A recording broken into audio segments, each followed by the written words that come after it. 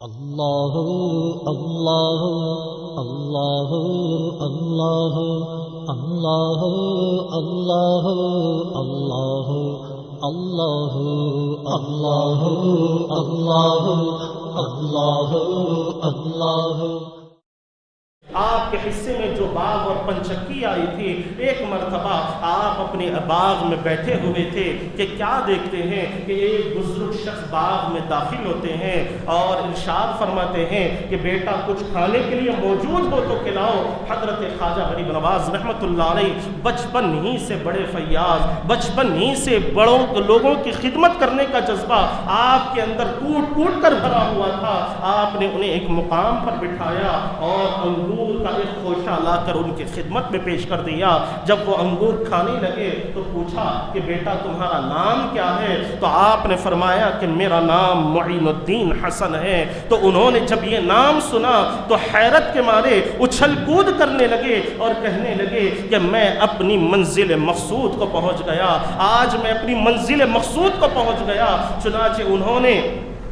اپنے پاس میں سے ایک روٹی کا ٹکڑا نکالا اور حضرت غریب نواز رحمۃ اللہ علیہ کو عطا فرمایا اور ارشاد فرمایا کہ میرے مرشد کامل نے حضرت حاجی شریف زندانی رحمۃ اللہ علیہ نے مجھے ایک روٹی عطا فرمائی تھی اور آدھی روٹی کھانے کا مجھے حکم دیا تھا، اور آدھی روٹی کے متعلق یہ حکم فرمایا تھا کہ ایک بچہ معین الدین حسن نام کا آئے گا، یہ اس کا حصہ ہے، یہ تمہیں جب بھی ملے یہ اس کا آدھی روٹی کا حصہ اسے عطا کر دینا۔ تو وہ بزرگ جنہیں دنیا حضرت ابراہیم قندوزی کے نام سے جانتی ہے، وہ بزرگ ارشاد فرماتے ہیں کہ یہ روٹی کا ٹکڑا، یہ آدھی روٹی کا ٹکڑا میں 30 سال سے لے کر پھر رہا ہوں، اور بڑی حیرت ہے کہ یہ روٹی کا ٹکڑا نہ سوکھتا ہے اور نہ ہی سڑتا خراب ہوتا ہے۔ جیسا میرے مرشد نے عطا کیا تھا آج بھی اسی حالت اور کیفیت میں میرے پاس موجود ہے۔ جب آپ نے وہ روٹی کا ٹکڑا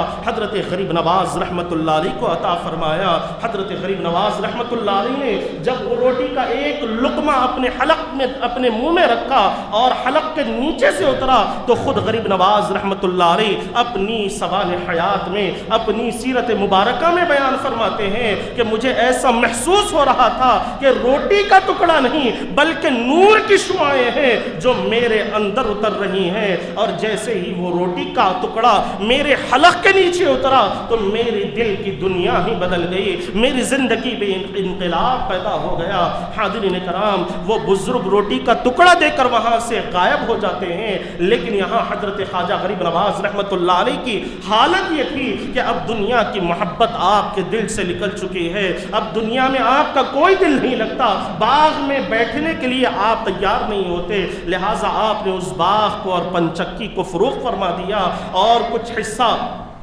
آپ نے غربا میں تقسیم فرما دیا، کچھ آپ نے اپنے لیے اٹھا کر رکھ دیا اور اسی سے اپنا رخت سفر باندھا۔ الغرض حاضرین کرام، حضرت خواجہ غریب نواز رحمۃ اللہ علیہ بچپن ہی سے بڑے فیاض، بچپن ہی سے بڑے سخی، مخلوق خدا کی خدمت کیا کرتے تھے، ہر طرح سے لوگوں کی امداد کیا کرتے تھے۔ حضرت خواجہ غریب نواز رحمۃ اللہ علیہ کی سیرت مبارکہ میں آتا ہے کہ حضرت خواجہ غریب نواز رحمۃ اللہ علیہ کے پاس ایک کسان آتا ہے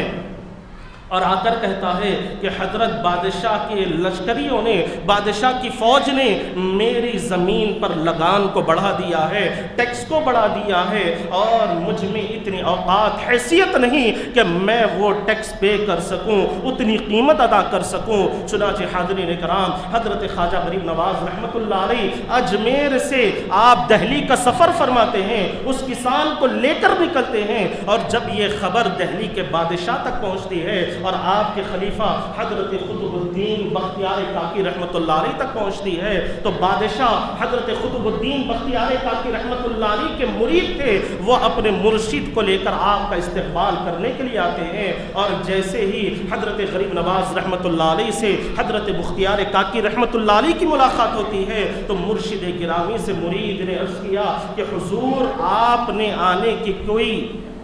خبر اور اطلاع نہیں دی، اور آپ کے آنے کی وجہ کیا ہے؟ آپ حکم فرما دیتے تو میں آپ کی خدمت میں حاضر ہو جاتا۔ تو آپ نے اپنے مرید حضرت قطب الدین بختیار کاکی رحمۃ اللہ علیہ سے ارشاد فرمایا کہ بیٹا ہمارا ایک کام ہے، یہ ہمارے شہر کے اجمیر کے رہنے والا ایک شخص ہے اور اس کی زمین پر ٹیکس کو بڑھا دیا گیا ہے، اس کے لگان کو بڑھا دیا گیا ہے، ہم اسے کم کرانے کے لیے تمہارے پاس آئے ہیں۔ تو یہ سننا ہی تھا کہ حضرت قطب الدین بختیار کاکی رحمۃ اللہ علیہ نے بادشاہ پر نظر ڈالی۔ وہ بادشاہ کوئی اور نہیں بلکہ سلطان شمس الدین التمش رحمۃ اللہ علیہ ہے۔ اور کیسے بادشاہ ہے کہ کبھی ان کی زندگی میں تہجد قضا نہیں ہوئی، کیسے بادشاہ ہے کہ عصر کی پہلی جو سنت رکعتیں ہوتی ہے کبھی زندگی میں ایک مرتبہ بھی عصر کی سنتیں آپ نے نہیں چھوڑی ہے۔ بڑے تہجد گزار، قرآن کی تلاوت کرنے والے، آقا کی بارگاہ میں درود و سلام کے نذرانے پیش کرنے والے۔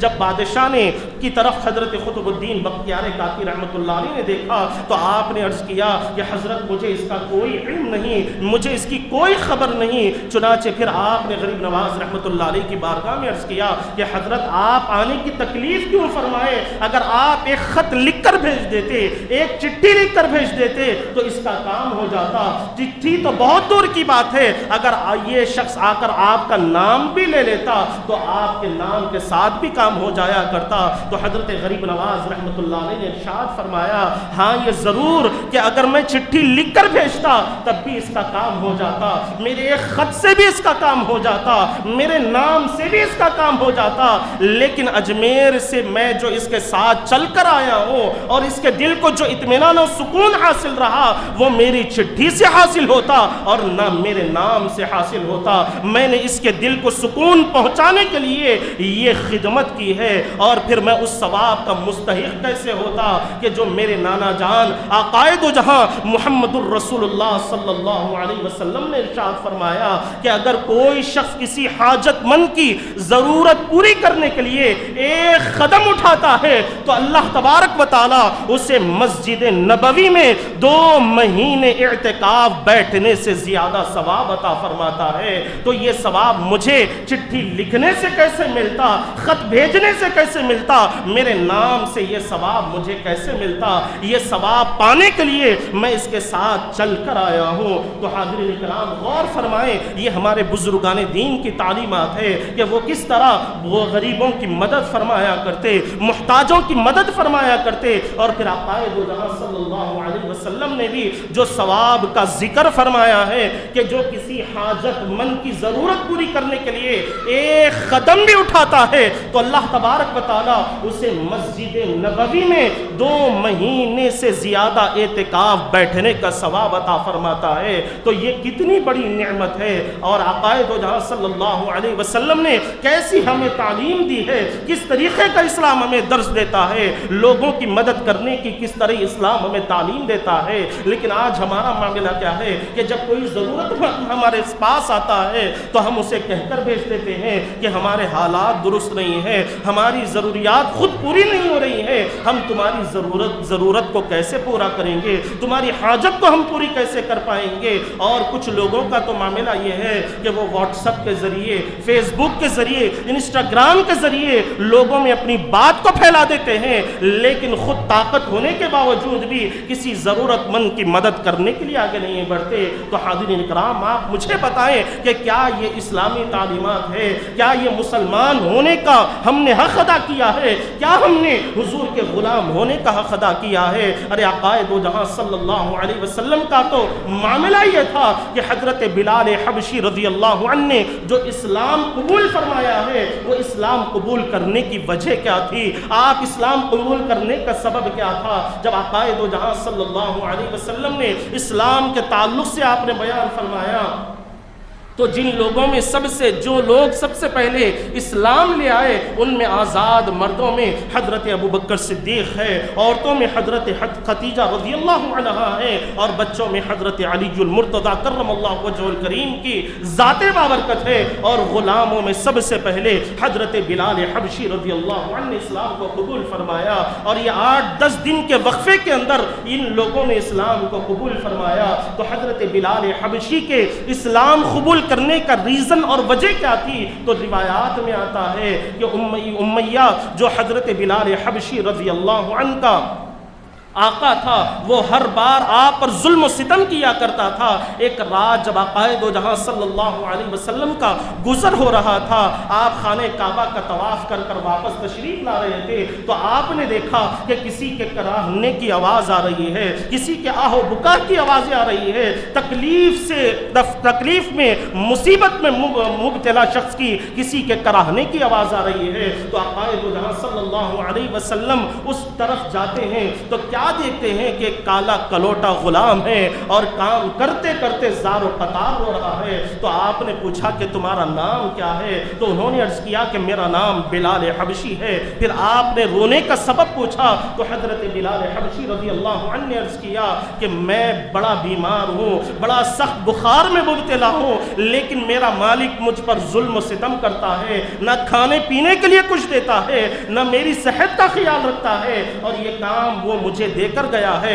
اگر کل صبح تک میں اس کام کو مکمل نہیں کروں گا تو پھر وہ آ کر مجھ پر کوڑے چڑھائے گا، مجھ پر ظلم و ستم کے بازار کو گرم کر دے گا، مجھے طرح طرح کی اذیتیں تکلیفیں پہنچائے گا، اسی لیے میں زار و قطار رو رہا ہوں۔ تو آقا دو جہاں صلی اللہ علیہ وسلم کے کرم پر قربان جائیں، اس آقا کی کرم نوازی پر قربان جائیں۔ آپ نے ارشاد فرمایا کہ تم جاؤ اور آج کی رات آرام کر لو، میں تمہارے حصے کا کام کر دوں گا۔ چنانچہ آقا دو جہاں صلی اللہ علیہ وسلم نے اس کے حصے کا کام مکمل فرما دیا، اور صبح جاتے وقت آپ نے حضرت بلال حبشی رضی اللہ عنہ سے ارشاد فرمایا کہ کل میں پھر آؤں گا اور تمہارے حصے کا کام بھی کر دوں گا۔ تو اس نے کہا کہ اے اجنبی نوجوان، یہاں کے حالات اور ماحول تو ایسا ہے کہ کوئی کسی پر رحم کرنے کے لیے تیار نہیں ہوتا، ہر طرح سے ظلم و ستم کے بازار کو گرم کیا جاتا ہے، کمزوروں پر ظلم کیا جاتا ہے، ان پر زیادتی کی جاتی ہے،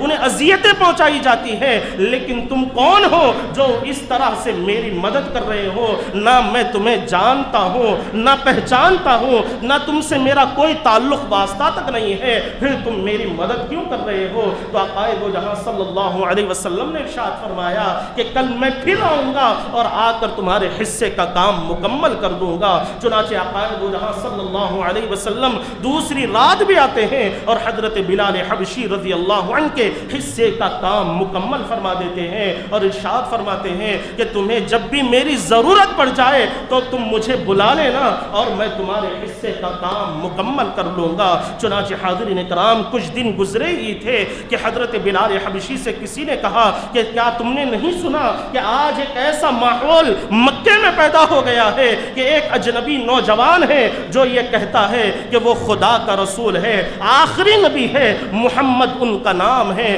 تو یہ نام سننا ہی تھا۔ حضرت بلال حبشی رضی اللہ عنہ نے ارشاد فرمایا اگر وہ محمد کہتے ہیں کہ وہ اللہ کے آخری نبی ہیں، خدا نے انہیں نبی بنا کر بھیجا ہے، تو وہ شخص جو غریبوں کی مدد کرتا ہے، غلاموں کی مدد کرتا ہے، اس کی زبان پر کبھی جھوٹ نہیں آ سکتا۔ اگر انہوں نے کہا ہے تو یقیناً وہ اللہ کے آخری نبی ہیں، یقیناً وہ اللہ کے نبی اور پیغمبر ہے۔ تو حاضرین کرام، یہ وجہ حضرت بلال حبشی رضی اللہ عنہ کے اسلام قبول کرنے کی ہے کہ آپ کے اسلام لانے سے پہلے آقا دو جہاں صلی اللہ علیہ وسلم ان کے حصے کا کام کیا کرتے تھے، ان کی خدمت کیا کرتے تھے۔ یہ اسلامی تعلیمات ہے، اسلام ہمیں اس طریقے کا درس دیتا ہے، اور حضرت غریب نواز رحمۃ اللہ علیہ کی سیرت مبارکہ میں بھی ہمیں اسی طریقے کا نمونہ ملتا ہے۔ آقا دو جہاں صلی اللہ علیہ وسلم کے اخلاق عظیمہ کا نمونہ ملتا ہے کہ آپ نے ایک کسان کو خوش کرنے کے لیے اجمیر سے دہلی تک آپ نے پیدل سفر آپ نے اختیار فرمایا، پیدل سفر کیا، اور صرف آپ کا مقصد یہ تھا کہ وہ آپ کے اس عمل سے خوش ہو جائے اور اس کی حاجت پوری ہو جائے۔ تو یہی اسلامی تعلیمات ہے۔ اور پھر ہمارے بزرگوں نے اپنے کردار پر محنت کی ہے، مال و دولت کمانے کے لیے محنت نہیں کی ہے، اگرچہ کہ مال و دولت کا ہونا بھی ضروری ہے، اس لیے کہ اگر ہم اسلامی تعلیمات کو، اسلام کی ہسٹری کو اٹھا کر دیکھیں گے تو ہمارے پاس بڑے بڑے مالدار بھی ہیں، حضرت عثمان غنی رضی اللہ عنہ جیسے مالدار بھی ہے، یار غار صدیق باغ جیسے مالدار بھی ہے، حضرت امام اعظم ابو حنیفہ جیسے مالدار بھی ہے، حضرت پیران پیر غوث اعظم دستگیر رحمت اللہ علیہ جیسے بڑے بڑے مالدار موجود ہے۔ لیکن حاضرین اکرام، بتلانا مقصد یہ ہے کہ اگر انسان اپنے کردار پر محنت کرے گا تو یاد رکھیں کہ اس کے کردار کی وجہ سے اللہ تبارک و تعالی اس کے آنے والی نسلوں میں بھی برکت عطا فرمائے گا۔ چنانچہ ہمارے حیدرآباد ہی کا واقعہ ہے کہ کیلیفورنیا یونیورسٹی جو امریکہ میں موجود ہے، اس کے ایک پروفیسر جن کا نام جان چشتی تھا، وہ 1983 میں انڈیا حیدرآباد کو آئے تھے اور مکہ مسجد میں وہ خطاب فرما رہے تھے،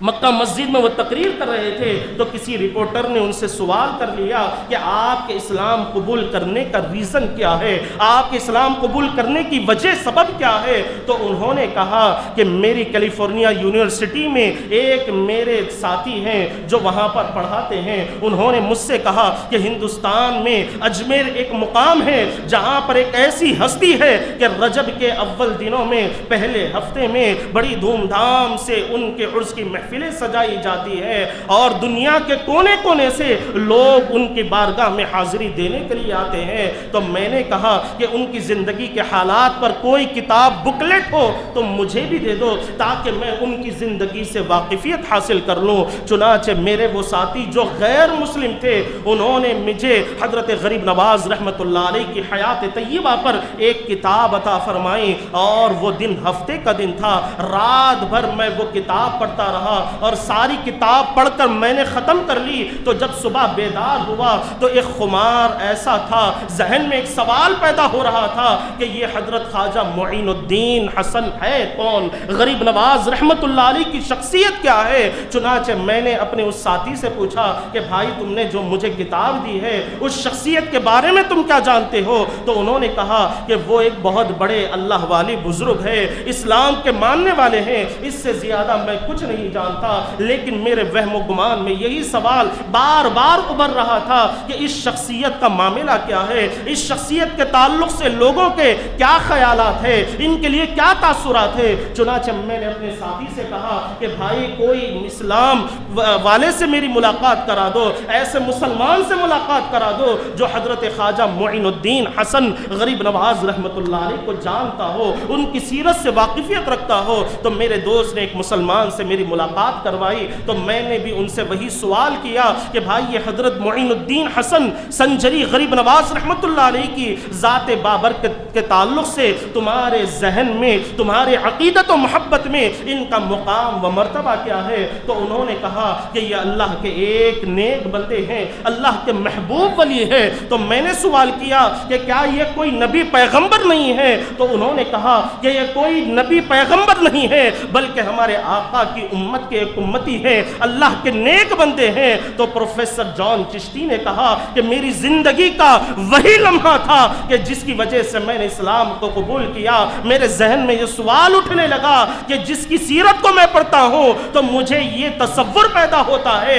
کہ وہ اللہ کے ایک نبی، میسنجر اور رسول ہوں گے، لیکن یہ اللہ کے ایک نیک بندے ہیں، ان کے امتی ہیں۔ تو جس کی سیرت کو میں پڑھتا ہوں ان کی سیرت کا یہ معاملہ ہے، تو وہ جس کو مانتے ہوں گے اس آقا کی ذات بابر کا معاملہ کیا ہوگا، ان کے کردار اور اخلاق کا معاملہ کیا ہوگا، ان کی تعلیمات کا معاملہ کیا ہوگا۔ یہی وجہ تھی کہ میں نے اسلام کو قبول کر لیا۔ تو حاضرین کرام، اس سے بتلانا مقصود یہ ہے کہ ہمارے بزرگوں نے اپنے کردار پر محنت کر کر دکھائی ہے، اپنے کیریکٹر پر محنت کر کر دکھائی ہے۔ اگر آپ یزیدیت کو اٹھا کر دیکھیں گے تو یزید کو بھی جو حضرت امام حسین رضی اللہ عنہ سے عداوت و دشمنی تھی، اس کی وجہ یہ نہیں تھی کہ آپ آقائے دو جہاں صلی اللہ علیہ وسلم کے اولاد میں سے ہے، بلکہ آپ کے کردار سے اس کو تکلیف ہو رہی تھی، آپ کے کیریکٹر کو دیکھ کر اسے تکلیف ہو رہی تھی۔ یہی وجہ تھی کہ یزید نے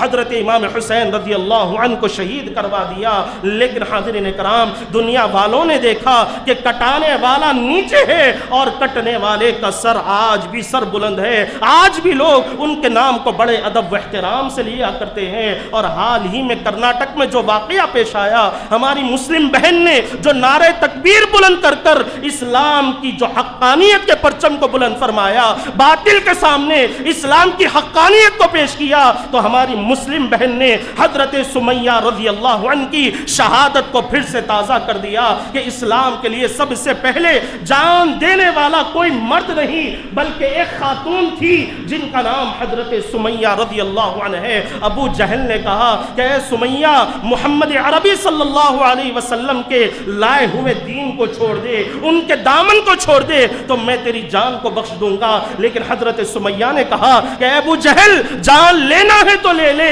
لیکن میں محمد عربی صلی اللہ علیہ وسلم کے دامن کو نہیں چھوڑوں گی، ان کی محبت کا نام لینا نہیں چھوڑوں گی، محبت سے ان کا دم بھرنا نہیں چھوڑوں گی۔ تو حاضرین کرام، ابو جہل نے آپ کے دونوں پاؤں میں ایک ایک طرف اونٹ سے رسی باندھی تھی۔ جب آپ نے انکار کیا تو ابو جہل نے اونٹوں کو دوڑایا تو آپ کا جسم دو حصوں میں چیرتے ہوئے بڑھ گیا۔ لیکن حضرت سمیہ رضی اللہ عنہ نے اسلام کی حقانیت کے لیے، حضور کی محبت کے لیے جو اپنی جان کو قربان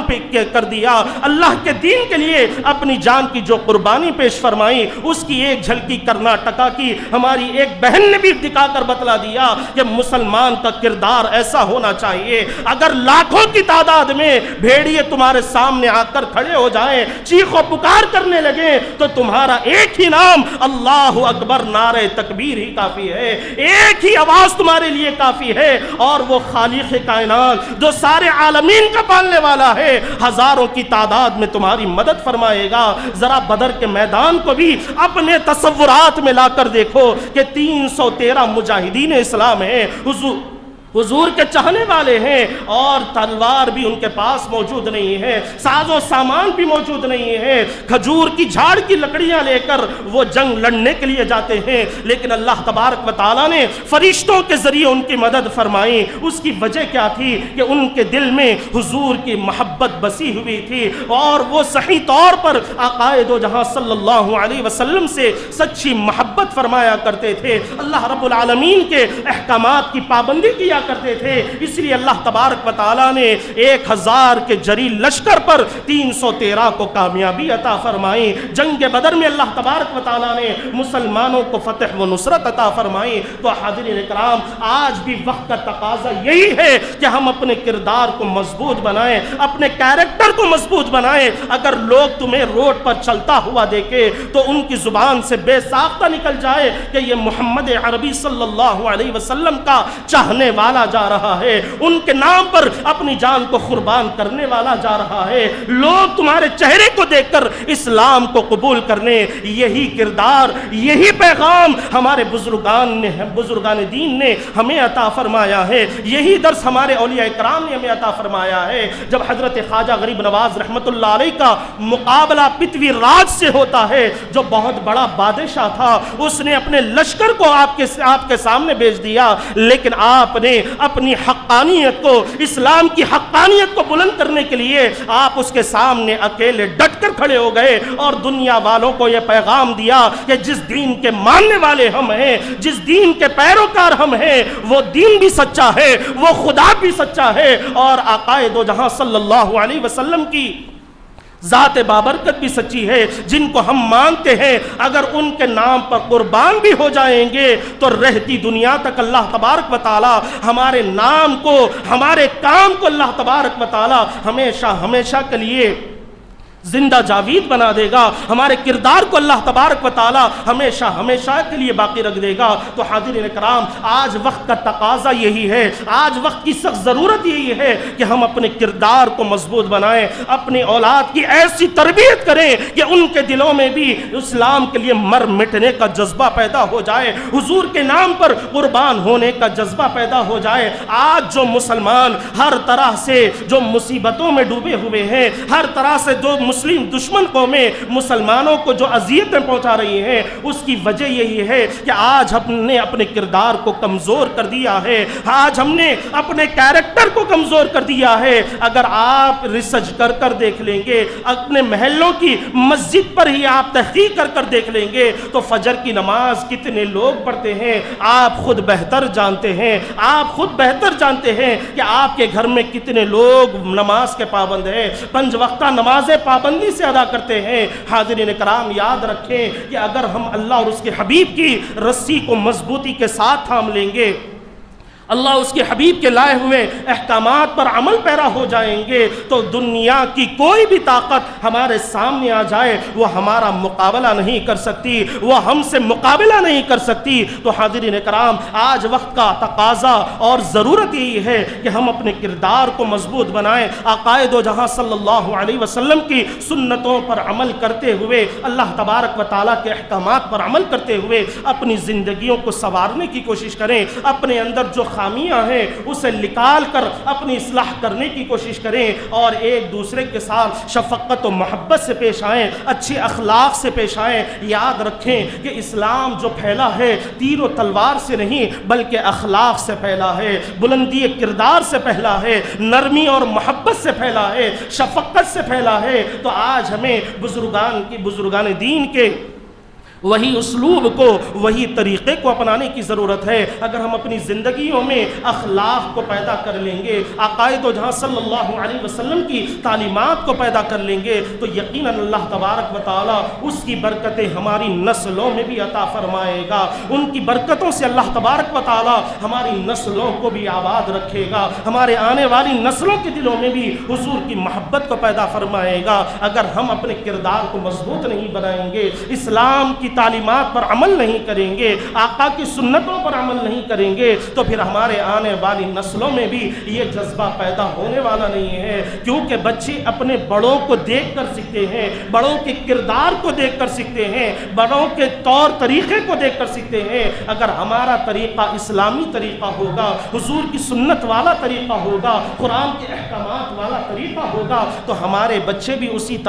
طریقے کا عمل کریں گے۔ اگر ہماری زبان پر گالی گلوچ آئے گی، بد اخلاقی آئے گی، نمازوں کی پابندی نہیں رہے گی، حرام کی کمائی ہم کھاتے ہوں گے، تو یاد رکھ لیں کہ ہماری نسلوں میں بھی کوئی برکتیں آنے والی نہیں ہیں۔ اگر برکت چاہتے ہیں، اپنی نسلوں کو آباد کرنا چاہتے ہیں، اسلام کی خدمت کرنا چاہتے ہیں، تو اپنے کردار کو مضبوط بنائیں، اپنے احوال اور اقوال کو مضبوط بنائیں، اور جس طرح حضور پاک علیہ الصلوۃ والسلام کی تعلیمات ہے، بزرگان دین نے جو طریقے کو اپنایا ہے، اس طریقے کو اپنا کر اپنے آپ کی بھی اصلاح کریں اور اپنے اہل و عیال کی بھی اصلاح کریں۔ آخر میں دعا ہے کہ جو کچھ کہا گیا، جو کچھ سنا گیا، اس پر اللہ تبارک و تعالی ہم تمام کو عمل کرنے کی توفیق عطا فرمائیں، اور اللہ تبارک و تعالی ہر سو اسلام کا بول بالا فرمائیں، دشمنان اسلام کا خاتمہ فرمائیں۔ وآخر دعوانا الحمدللہ رب العالمین۔ اللہ اللہ اللہ اللہ اللہ اللہ اللہ اللہ اللہ اللہ